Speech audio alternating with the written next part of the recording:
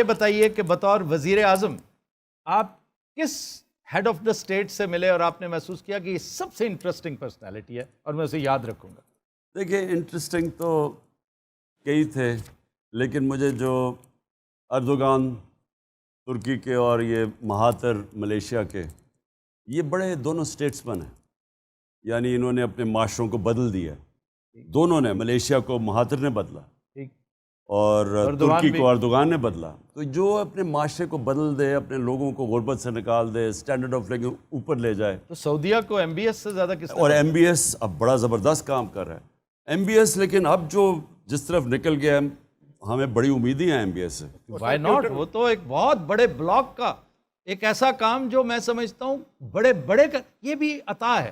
خان صاحب، جس طرح 75 سال کے بعد اللہ نے یہ ہما آپ کے سر سے گزار دیا ہے، اس میں اقتدار آنی جانی چیز ہے، اس کی کوئی حیثیت نہیں۔ چنانچہ جس طرح اللہ تعالیٰ نے یہ مقام آپ کو عطا کیا ہے نا پاکستان میں، ایم بی ایس وہ کچھ کر گیا ہے جو بڑے بڑے کرنا چاہتے تھے نہیں کر سکے، یہ اسی کی قسمت تھی۔ پیوٹن کے ساتھ sir, Putin is also very important. دیکھیں پیوٹن جو ہے نا، ایک تو میں بڑا حیران ہوا کہ اس نے مجھے بتایا کہ اس نے 3000 مسجدیں بنائی ہیں روس میں، 3000 مسجدیں۔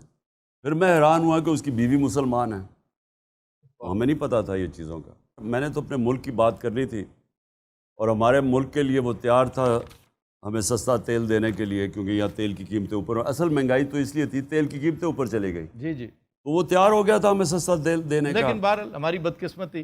سر، اپنا سب سے آنریبل حریف کس کو کہیں گے آپ؟ اپنا مد مقابل ایک ایسا جس کے لیے آپ سمجھتے ہیں کہ یار یہ ایک آنریبل آدمی؟ کرکٹ میں نہیں جی نہیں، پالیٹکس میں، اور آج کی کرکٹ میں تو خان صاحب چکر دے رہے ہیں، ایک آدھ تو ہوگا۔ دیکھیے میں آپ کو بتاؤں، جو لوگ چوری کرتے ہیں نا، ان کو آپ کیسے کہہ سکتے ہیں؟ سر سارے تو چور نہیں ہے، کوئی ایک نہیں، میرے جو اصل تھے، یعنی یہ 2 خاندان کے ہیڈ ہیں، یہ تو 20 سال سے چوری کر رہے ہیں ملک کا ان کے پیسہ۔ ساتھیوں میں سے کوئی اور کوئی ایسا جسے آپ کہیں کہ یہ میری پارٹی میں ہونا چاہیے تھا، یہ غلط پارٹی میں ہے؟ اعتزاز حاصل۔ واہ، دیکھیں نا ایک بندہ تو ہے۔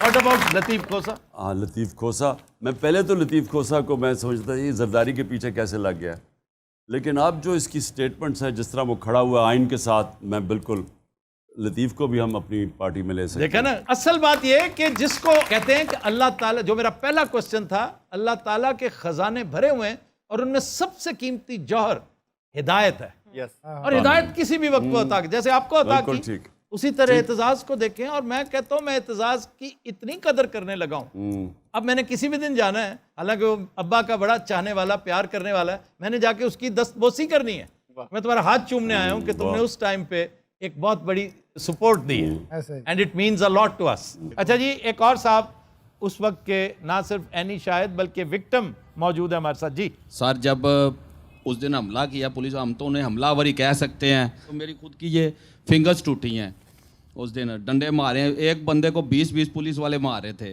اور ایسے لگتا ہے جیسے یہ میاں صاحب نے نا کوئی نامعلوم اپنے ذاتی پرسنل گارڈ بھیج دیا ہمارے لیے۔ آبجیکشن مائی لارڈ، جی جی، آپ سمجھ سکتے ہیں کہ میں ایسا کرواؤں گا؟ آپ بتائیں، اگوں آؤں بھی تو کرو۔ میاں صاحب آج ایک نعرہ آپ لگائیں، ہاں جی، خان تیرے جانسار بے شمار بے شمار۔ خان تیرے اور میرے جان نثار۔ نہیں تیرے نہیں، صرف خالی خان کے جانسار۔ تیرے اور میرے کہڑے تسی میں کہتے تو جان ساری۔ مل کے ایک منٹ، مل کے ایک تالی بجائیں تاکہ پتہ چلے۔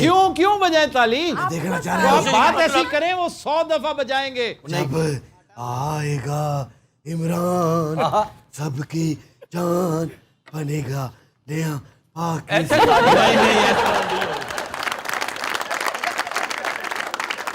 اچھا جی، یہ بتائیے کہ جو ابھی موسیقی میں خصوصی دلچسپی لی ہے؟ جی، مجھے اصل میں تو نصرت فتح علی خان، وہ تو آپ بہت سنتے، ایک انٹرٹینر مجھے بڑا میں مس کرتا ہوں، وہ دلدار پرویز بھٹی، وہ آپ کے وہ ساتھ مجھے بہت پسند تھا۔ آغاز اس نے کیا تو میرے جو شوکت خانم کے لیے میں نے پیسے اکٹھے کرنے تھے، پیسہ بہت زیادہ تھا، پھر میں دلدار پرویز بھٹی وہ کمپیئر بن گیا، اور نصرت فتح علی، وہ بھی جانتے نہیں تھے لوگ اتنا زیادہ نصرت فتح علی کو، اس کو پھر میں ایک ٹور پہ نکل گیا امریکہ میں، 2-3 دفعہ ٹور کیے، تو وہ سب سے انجوائبل میری فنڈ ریزنگ تھی، کیونکہ پیسہ ہم نے بڑا اکٹھا کرنا تھا ہاسپٹل کے لیے۔ تو یہ کمپیئر کر رہا تھا، نصرت فتح علی قوالی تھی، بہترین. میں نے وہ ٹور انجوائے، 2 ٹور کیے تھے ہم نے، بڑا انجوائے کیا. بطور وزیر اعظم سب سے حیران کن واقعہ کوئی جس نے حیران کر دیا ہو آپ؟ حالیہ واقعات جو ہوئے تھے اپریل میں، پچھلے اپریل میں، اس سے ہٹ کر. میری والدہ جب میں بڑا ہو رہا تھا تو وہ میری بہنوں کو ہمیشہ کہتی تھی کہ مجھے اس کی فکر پڑی رہتی ہے، یہ بڑا سیدھا ہے، یہ ٹرسٹنگ ہے، یہ لوگوں کے اوپر آنکھیں بند کر کے اعتماد کر لیتا ہے اور یہ زندگی میں رل جائے گا. میری ماں مجھے ہمیشہ کہتی تھی. میں ماں کو کہتا تھا جب میں بڑا کامیاب بھی ہوتا گیا، میں کہا کیا فرق پڑتا ہے، جب کوئی مجھے دھوکہ دیتا ہے تو مجھے پتہ چل جاتا ہے، اس کے بعد ایک دفعہ دھوکہ دے دیتا ہے، اپنے آپ کو ایکسپوز کر دیتا ہے، مجھے کیا فرق پڑتا ہے. لیکن میں نے جو پرائم منسٹر بن کے چیز ریئلائز کی. اچھا، اور میں اپنی بیٹوں کو بھی کہتا تھا، میں کہتا تھا یہ دلیر آدمی کی نشانی ہے کہ وہ، یعنی جب ڈرتا ہے آدمی تو لوگوں کے اوپر ٹرسٹ نہیں کرتا نا، وہ سب کو سمجھتا ہے کہ مجھے کوئی دھوکہ نہ دے دے. جو دلیر آدمی ہے وہ کہتا ہے جو بھی کرے میں اس کا مقابلہ کر لوں گا. لیکن گھوڑے باندھ کر نہیں، لیکن ایک منٹ، میں یہ سوچتا تھا تب تک جب تک میں پرائم منسٹر نہیں بنا. تو جو جنرل باجوہ نے مجھے دھوکے دیے نا، تب میں نے پہلی دفعہ ریئلائز کیا کہ میں ہر بات مان لیتا تھا. آپ ہر بات پہ یہ اتنا وہ سنسیئر لگتا تھا سارا وقت، مجھے تمہاری ہے، میں تمہاری فدر، مجھے یہ، ہم ایک پیج پہ ہیں وغیرہ. تو جب آہستہ آہستہ جب مجھے پتہ چلا کہ اس نے کتنے دھوکے دے کے اور آخر میں ہماری گورنمنٹ گرائی، پھر میں نے ریورس انجینئرنگ کی، میں نے پیچھے دیکھا تو مجھے ایک دم پتہ چلا کہ کتنے دھوکے دیتا جا رہا تھا. تو اس سے جب پرائم منسٹر بن جائے نا تو آپ کو ٹرسٹنگ نہیں ہو سکتے آپ، کیونکہ اصل میں نقصان آپ کے ملک کو ہوتا ہے اس کا. اس لیے یہ اگر آپ کہیں نا تو میں نے ایک تو سبق سیکھا ہے کہ کبھی کسی کو آنکھیں بند کر کے ٹرسٹ نہیں کرنا چاہیے. یعنی 2-4 سبق جو سیکھے ہیں ان میں سب سے بڑا یہ، سب سے بڑا ایز اے پرائم منسٹر. اچھا، دوسرا سبق کوئی؟ یہ کہ پاکستان میں بہت پوٹینشیل ہے، اللہ نے بڑی نعمتیں بخشی ہیں. ہم آخری 2 سالوں میں ہی، پہلا سال مشکل میں گزر گیا، ملک بینکرپٹ تھا، پھر کرونا آ گیا، اس کو ہینڈل کیا. لیکن جو آخری تیسرا اور چوتھا سال تھا، ہماری اکانومی 17 سال میں سب سے تیزی سے بہتر ہو رہی تھی. تو میں نے تب ریئلائز کیا کہ یہ ملک میں بہت اللہ نے پوٹینشیل دیا ہوا ہے. ہمیں صرف اپنے آپ کو آرگنائز کرنا ہے، ہم نے گورننس سسٹم ٹھیک کرنی ہے، ہم نے جو ایک چیز بار بار، رول آف لا، انصاف کا نظام ٹھیک کرنا ہے. وہ اس وقت آپ سب کے لیے کہ ہم انصاف کے انڈیکس میں، رول آف لا کے انڈیکس میں 140 ملکوں میں پاکستان کا نمبر 129 ہے. اور آپ ڈنمارک، اور میں پھر آپ سب کے لیے بتاتا ہوں کہ کیونکہ میرا تجربہ یہ ہے کہ انصاف ہوتا ہے تو خوشحالی آتی ہے. ڈنمارک نمبر 1 ہے. پاکستان کی اوسط آمدنی $1,600 ہے، ڈنمارک کی $68,600 ہے. سو کیونکہ انصاف کی وجہ سے خوشحالی آتی ہے. آپ اگر ساری اپنی تاریخ اٹھا کے دیکھیں تو جب ایک حکمران انصاف دیتا تھا، مثلا بلبل تھا، علاؤدین خلجی تھا، ان کے دور میں ساری خوشحالی ہوتی تھی. اور جب کوئی ایک ظالم یا ناانصافی کرنے والا حکمران آتا تھا، قحط پڑ جاتے تھے. تو انصاف اور خوشحالی اکٹھے جاتے ہیں.